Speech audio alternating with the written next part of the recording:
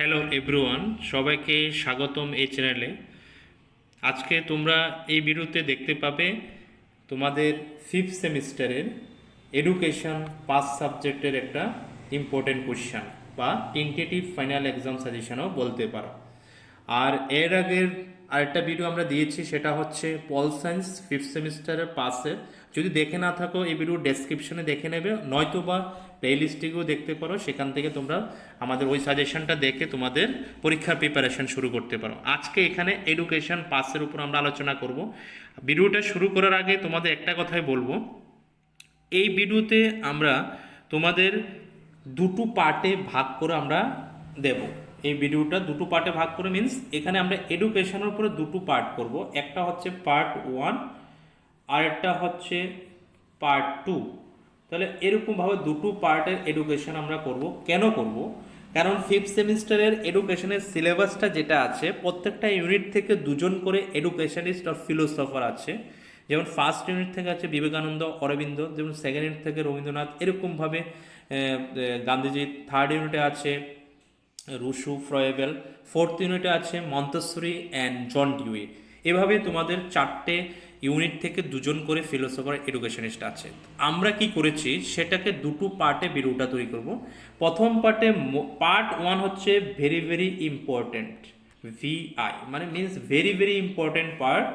যারা পার্ট 1 দেখে যদি মনে করো পার্ট 2-র কিছু প্রশ্ন তুমি দেখতে চাও রিস্ক না নিয়ে, কিন্তু আমরা ধরে নেব পার্ট 1 থেকে 100% একটা প্রশ্ন তোমার পড়বেই। আর যারা পার্ট 1 দেখে 2 দেখতে চাও, তাহলে পরবর্তী সময় পার্ট 2-এর ভিডিওটা বা পার্ট বি ভিডিওটা তুমি দেখে নিতে পারো। কিন্তু পার্ট 1 আর পার্ট এ যেটা আছে, সেটা হচ্ছে মোস্ট ইম্পর্টেন্ট টেন্টেটিভ সাজেশন তোমাদের জন্য। তাহলে আগেই বলে দিলাম, এডুকেশনে দুটো পার্ট আসবে ফিফথ সেমিস্টারের, পার্ট 1 এবং পার্ট 2।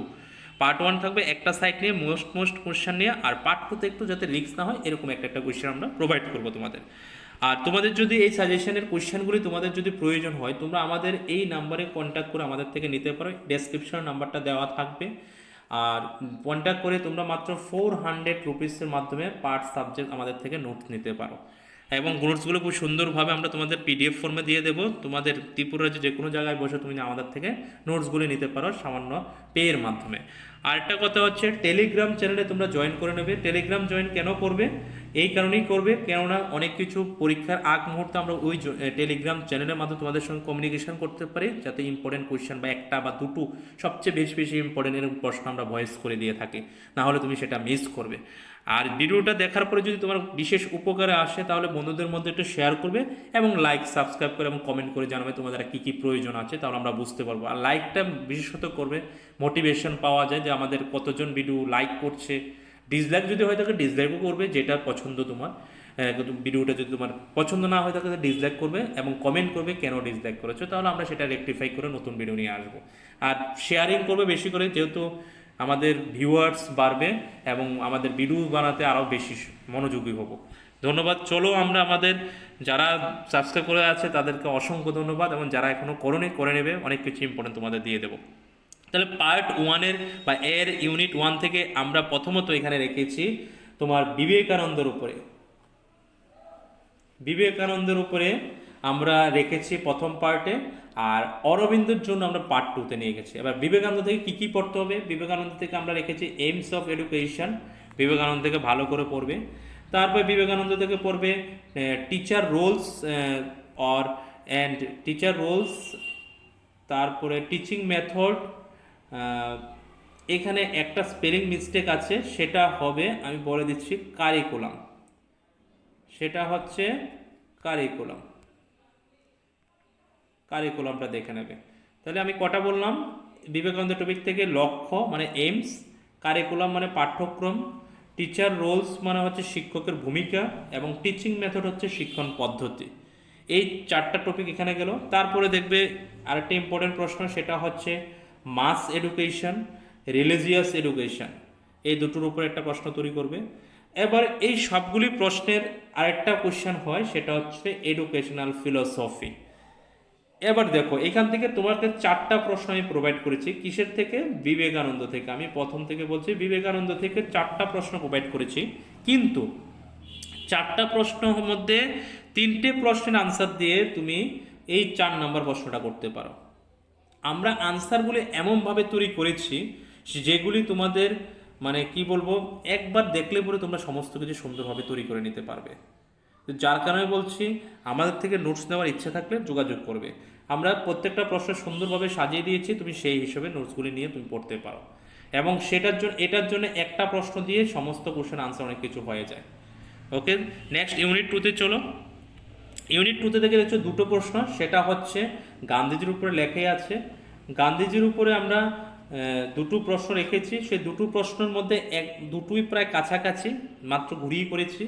একটা প্রশ্ন যে গান্ধীজির education philosophy. Education philosophy means হচ্ছে এটার মধ্যে এইমস আসবে, কারিকুলাম আসবে, টিচিং মেথড আসবে। এই 3টা পয়েন্ট অবভিয়াসলি এডুকেশনাল ফিলোসফির মধ্যে থাকবে। তাছাড়া এক্সট্রা কয়েকটা পয়েন্ট শিখে নিলে এডুকেশন ফিলোসফি হয়ে গেল। যেমন শিক্ষক থাকবে, শিক্ষক শিক্ষার্থী সম্পর্ক থাকবে, তারপরে তোমার কি যে বলে পরীক্ষা ব্যবস্থা থাকবে, এরকমভাবে আরও অনেক কিছু আছে যেগুলো বুনিয়াদী শিক্ষা ব্যবস্থা থাকবে। সেই সমস্ত টপিকগুলি দিয়ে আমরা এডুকেশন ফিলোসফি তৈরি করতে পারি।